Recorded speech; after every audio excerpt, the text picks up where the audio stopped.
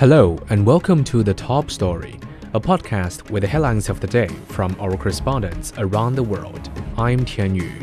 Coming up in this edition, U.S. Secretary of State Antony Blinken has again traveled to the Middle East and met Israeli officials to push for a Gaza ceasefire deal. French President Emmanuel Macron has accepted Prime Minister Gabriel Attal's resignation. The Russian foreign minister has accused the U.S. and its allies of impeding international cooperation.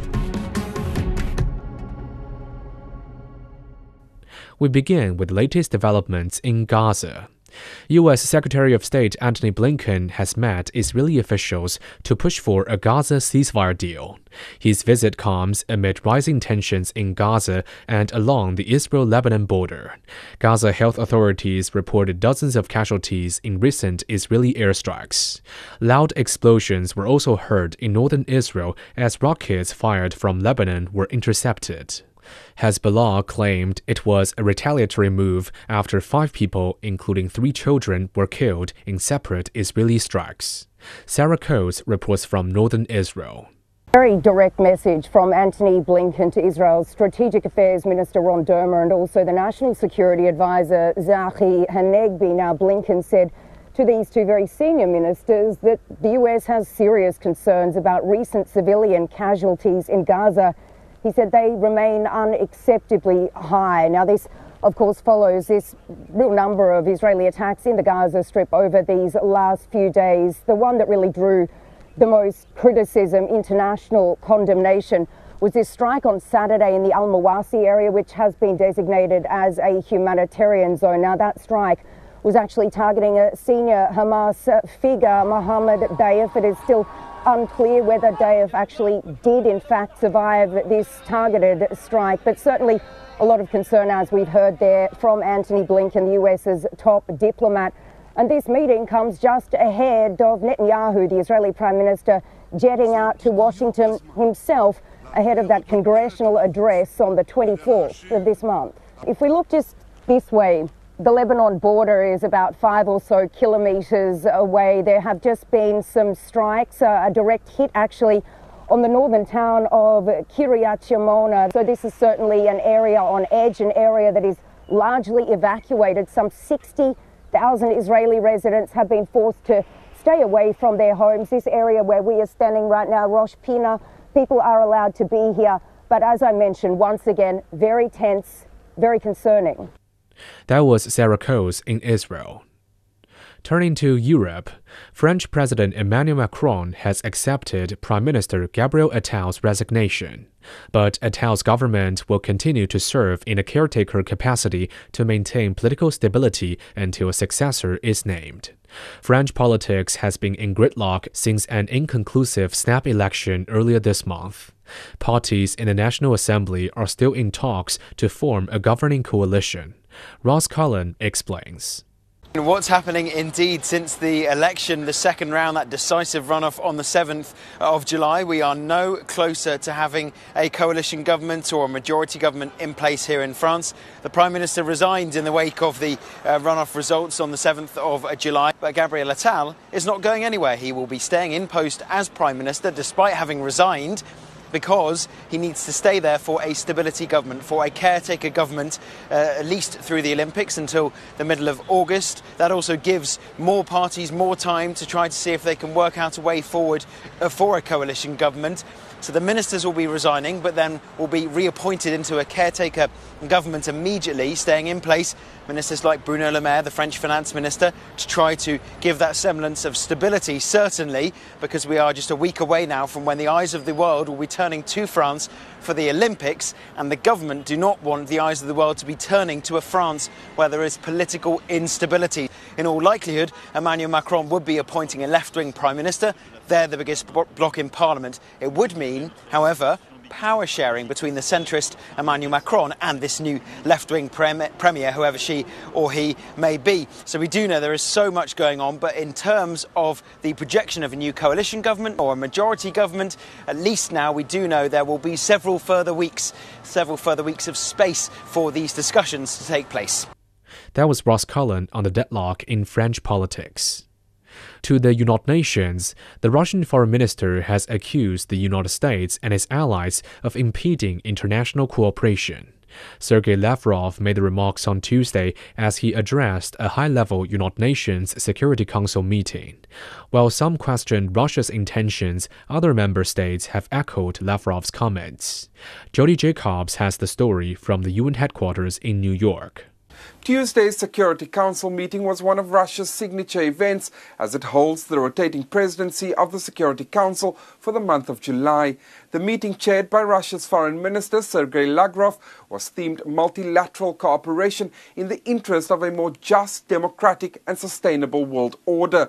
But as soon as the meeting got underway, Lavrov criticized the United States, saying Washington has long, through the words of its presidents, declared its own exceptionalism, contrary to that of the UN Charter.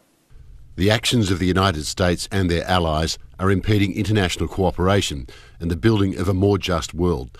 They're taking entire countries and regions as hostages and not allowing people to fulfil their sovereign rights enshrined in the UN Charter, distracting from the necessary joint efforts to regulate conflicts in the Middle East, Africa and other regions, in reducing global inequality, eliminating terrorism, drug trafficking, famine and other problems. Ukraine did not participate in Tuesday's meeting, its representative opting instead to address reporters outside, where he criticized Russia. While Ukraine and several council members, especially from Western countries, questioned Russia's intentions, other council members held similar forums during their presidencies. For the last 4 consecutive years, the Security Council scheduled meetings that championed multilateralism, presided over by Vietnam, China, India and Russia. China stresses that the UN Charter must be upheld and that the time has come to transform the international order to make it more just and equitable. That was Jody Jacobs at the UN headquarters in New York.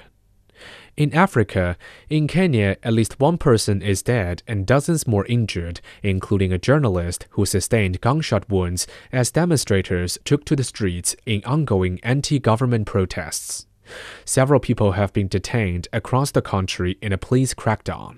Robert Nagila reports from Nairobi. Another Tuesday, another major protest, this one dubbed Occupy Everywhere. For the 4th week in a row, several towns and cities across Kenya saw protesters out on the streets, demanding changes in governance. The protests are led by young Kenyans who make up a majority of the population, many of them university graduates who failed to get jobs. We want to show them that you are following up each and everything that they are doing. They must be held accountable. They must ensure that they deliver on the services that they promised to the people. You can't tell us we have a debt and we don't have an audit of the debt. You can't tell us there are funds that are being lost and we can't see where the money is going. Businesses ground to a halt in some streets of the capital, Nairobi, as anti-riot police engaged demonstrators.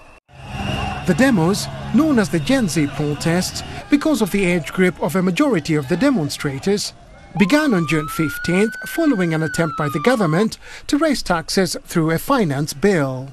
I am directing. President William Ruto later withdrew the bill but made further concessions to the protesters, including sacking almost his entire cabinet. On Monday, President Ruto accused the Ford Foundation, a private American foundation, of funding the protests. Those who want to cause chaos in our country, sponsoring anarchy in our country, they will face the full force of law. But in a statement on Tuesday, the foundation denied any involvement in the ongoing demos.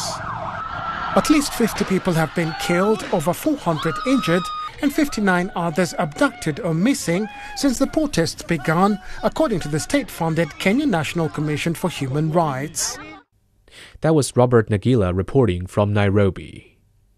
Finally, in Asia, the International Monetary Fund has revised its economic outlook, noting the faster-than-expected growth in China's GDP and a slowdown in the U.S. economy.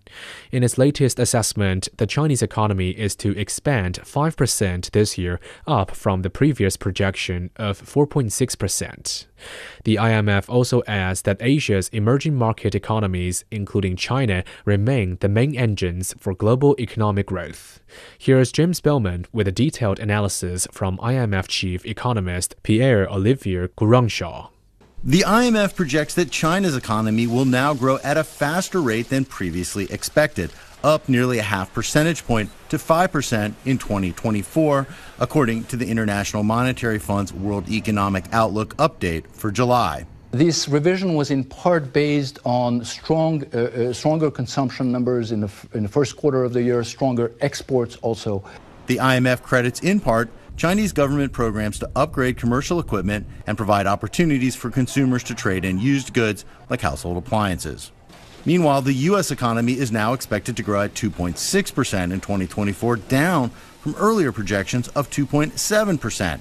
Inflation in the U.S. remains higher than expected, presenting a risk to the so-called soft landing scenario. Especially the United States, progress on disinflation has slowed. This could force central banks, including the Federal Reserve, to keep borrowing costs higher for even longer.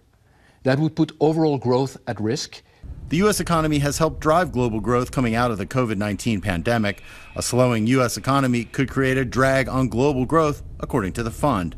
The IMF's overall global growth projection remains unchanged at 3.2%, but the fund warns that unilateral tariffs and other trade restrictions put global growth at risk. When a country imposes trade restrictive measures, there are retaliation from other trading partners that are imposed in fairly short order, and that reduces or impacts trade, bilateral trade mostly at this point, and that can impact also the diffusion of knowledge, capital flows, and increase uncertainty in the global economy and leaves countries more vulnerable.